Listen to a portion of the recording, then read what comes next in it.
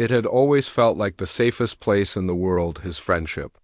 A constant in the chaos, a space where laughter came easy and silences weren't awkward but comforting. He had known him for years, watched him grow from the reckless boy, who always forgot his umbrella, to the man who could calm a storm with just his voice.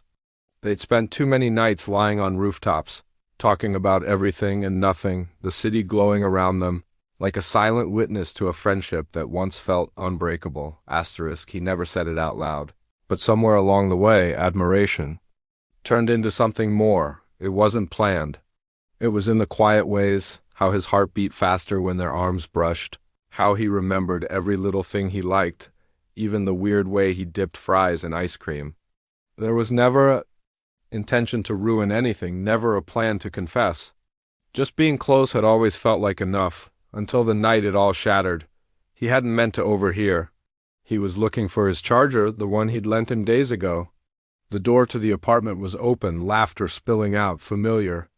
Voices tangled in conversation. His name came up. He paused, one step from knocking, and that's when he heard it. He's just too much sometimes, you know? It was his voice. The one that used to say, "You're not alone on the hard days." Now it was laughing. Always texting, always needing something. He gets weirdly quiet when I hang out with others. I swear he's obsessed or something. Someone else chuckled, adding fuel to the fire. Maybe he's got a thing for you. Ever think of that? God, I hope not, came the reply, still laughing. That would be awkward as hell. It was only seconds, but those seconds tore through him like glass. His feet felt rooted to the floor, like the world tilted and left him behind. He turned and walked away, each step heavier than the last. The night air felt too cold, the street too loud. The memories too cruel. He didn't cry, not immediately. The betrayal sat too deep for tears. It felt like grief.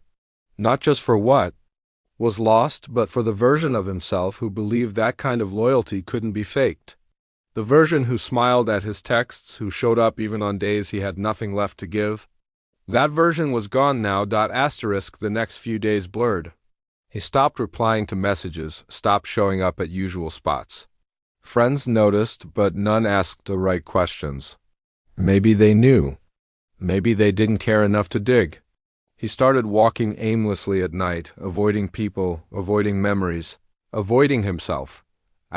One night, while sitting alone on the edge of a parking garage, staring at the blinking city lights below, he heard a quiet voice behind him. You shouldn't sit there. It's dangerous. He turned. It was him. No, not him. His younger brother, he hadn't even realized the kid had grown up. Last he remembered, he was just a teenager who barely spoke, always buried in headphones. But now he stood there, taller, leaner, eyes older than his years, watching him with a mixture of concern and hesitation. I'm fine. He muttered. You don't look fine, the younger one replied simply. He said nothing after that, just sat a little further back from the ledge and stared ahead. The younger brother didn't press. He just stayed nearby, hands in his pockets, silent. Not trying to fix anything, just, there. That moment lingered in his mind far longer than he expected. It wasn't comfort exactly, but it was the first time since that night someone had seen him, really seen him. Days passed. He thought maybe that brief encounter would fade, like most things eventually do. But it didn't, because he kept seeing him at the bookstore, outside the cafe he used to frequent, at the park bench he sat on for hours, always distant, never intruding. Just near enough to notice, it was strange, and oddly reassuring. Still, the ache inside him hadn't lessened. Sleep didn't come easily, and when it did, it brought dreams that woke him gasping. He avoided the places they used to go together. His phone remained silent. The world felt dimmer, but one thing kept replaying in his mind, those words. I hope not. As if the idea of being loved by him was a joke. Something shameful, unwanted. That night in the stairwell, he let the weight of it all settle again. He sat with his head against the wall, eyes closed, heart quiet. Footsteps echoed nearby. He didn't open his eyes. He didn't have to. He knew it was him. There was a pause. Then a soft sound, the quiet scrape of someone sitting on the stairs across from them. No words, just quiet. Asterisk, he opened his eyes.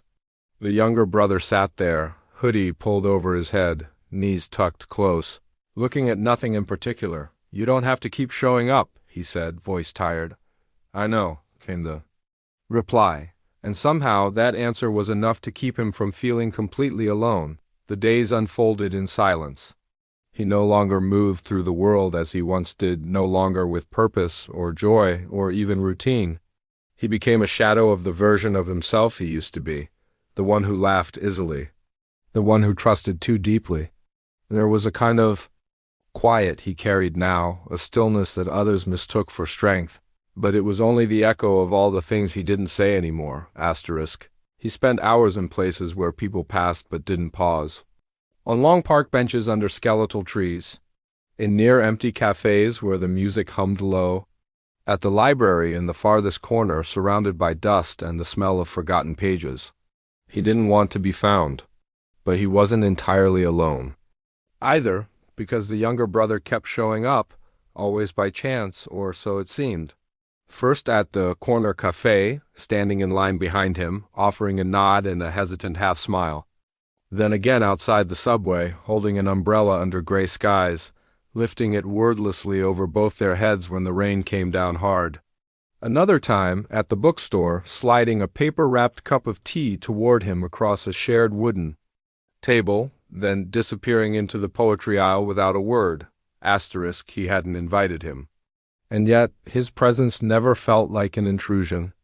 It was quiet, steady, gentle in a way he hadn't known he needed.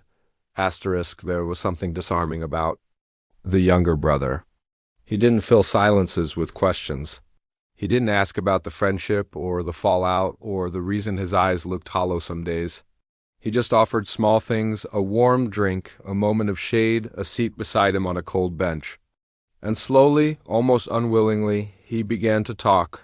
Asterisk, it started with surface things. How he hated the sudden change of seasons. How the city felt too fast some days. But the younger brother never rushed him. Never pushed him further than he was ready to go. Asterisk, one evening, as they sat on a wooden bench watching joggers pass under golden street lamps, he finally said it. Asterisk, he made me feel like I was too much. Like my feelings were something to laugh at. Asterisk, the younger brother didn't look at him. Just kept his eyes on the path ahead, then said quietly, then he didn't deserve them. Asterisk, the simplicity of the statement hit harder than any apology. He'd imagined it wasn't pity, it wasn't sympathy. It was truth, spoken without hesitation. Asterisk, after that, the rhythm between them changed. They didn't plan to see each other, but it became expected. Their paths aligned naturally, a walk after dusk, a coffee before sunrise, a quiet corner in the bookstore where they'd sit with books neither of them read. He found that he looked forward to those moments not for distraction, but for the strange, unfamiliar sense of peace they brought. Asterisk, and in that peace, he began to notice things. Asterisk, the younger brother laughed softly, rarely, but when he did, it lit his whole face. He had the habit of watching people more than he spoke to them, reading them like puzzles. He paid attention, not just to words, but to silences, to pauses, to sighs that most people ignored. And he never once looked at him like he was broken. Asterisk, they never talked about the past. Not directly. The name of the friend was never spoken. It didn't have to be. The betrayal lingered in the spaces between what was said and what was left unsaid. But the pain was no longer sharp. It dulled in the company of someone who saw him not as fragile, but as someone still capable of being whole. Asterisk, one night, after a particularly long silence, the younger brother pulled something from his pocket and handed it over. It was a folded paper crane. Asterisk, he looked at it, confused. What's this? Asterisk, it's a tradition, he said, in Japan. You fold 1,000 cranes and you get a wish. Asterisk, he turned the paper bird over in his hands, the creases precise, the wings delicate. And what would you wish for? Asterisk, there was a pause, a breath. Then the reply came, soft but certain. Asterisk, something honest. Something that doesn't leave when it gets hard. Asterisk, he didn't know what to say to that. The words settled deep in his chest, curling around the quiet ache that had lived there for weeks. Asterisk, as they walked home together. Side by side, the wind tugged at their sleeves. The city was quiet around them, the world slowing down. He glanced over at the boy who had somehow become a constant in the ruins of everything that had gone wrong. Asterisk, and for the first time in a long while, he wondered maybe the person who stays isn't the one you expected, but the one who chooses you when you have nothing left to offer. He didn't speak the thought aloud, but he kept the paper crane. Asterisk. Spring crept in quietly, softening the edges of the city with its pale light and blooming corners. Trees once skeletal now shimmered with green, and warm breezes carried the scent of fresh earth and distant flowers. He noticed it more than usual how the sky stayed bright just a little longer, how laughter drifted from open cafe windows. But more than that, he noticed how it felt to be seen again. Asterisk, the younger brother, had become a fixture in his life, not through grand gestures, but through the kind of consistency that feels rare in a world that moves too fast. He didn't just show up, he stayed.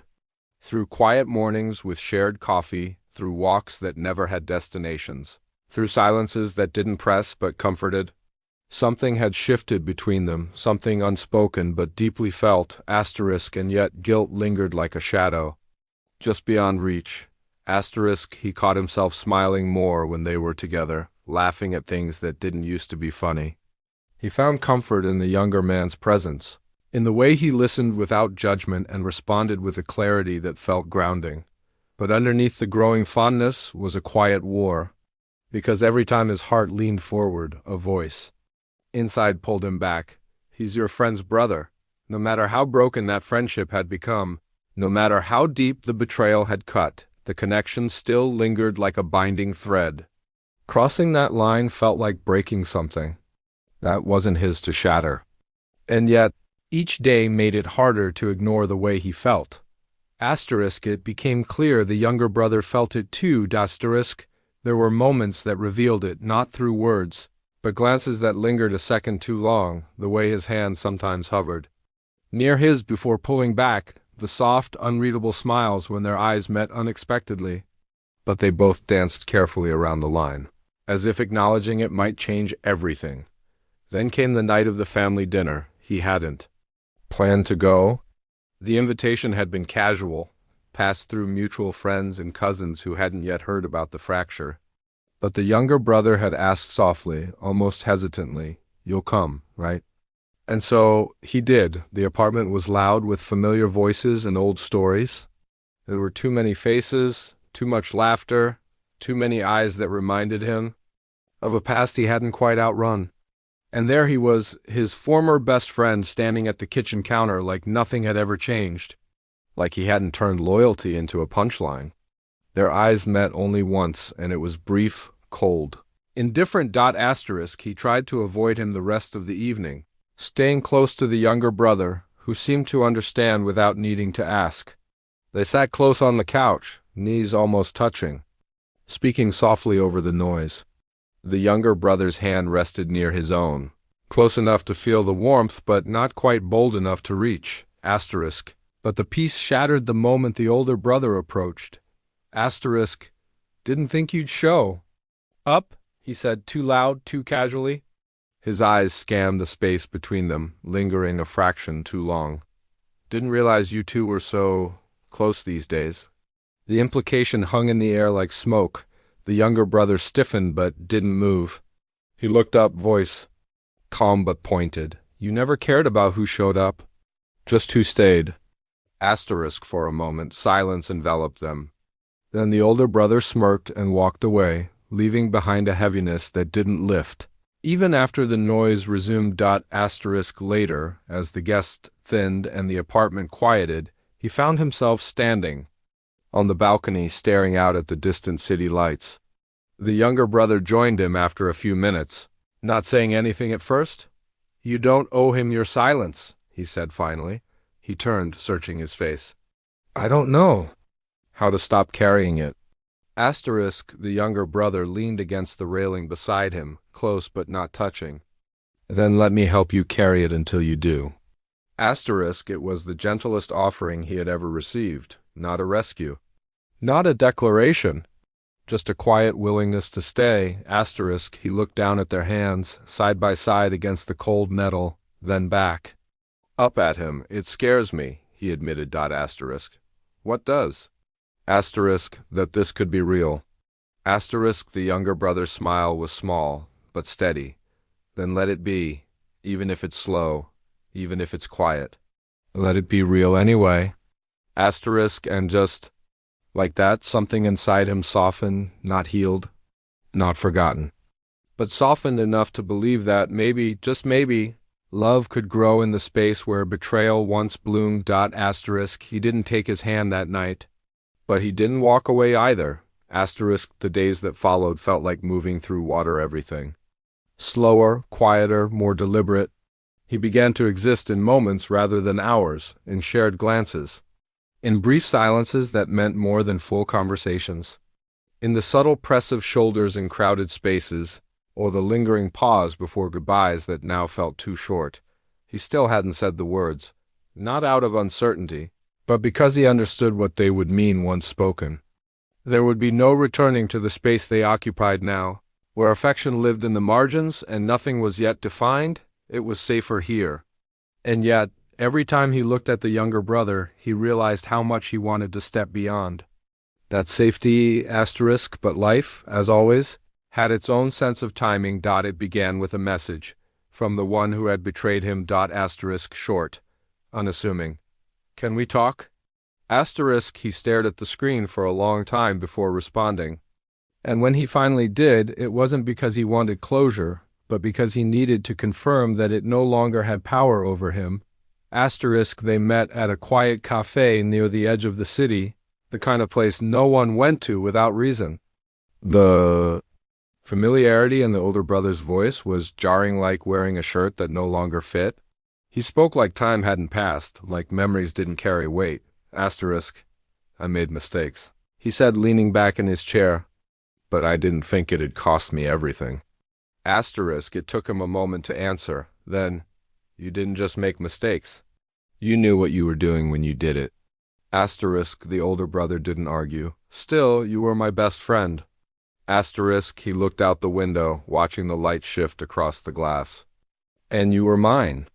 But love isn't supposed to make someone feel small or ashamed. Asterisk, a long silence followed. Then, as if the words had been waiting all along, the older brother said, So, is that what this is now, you and him?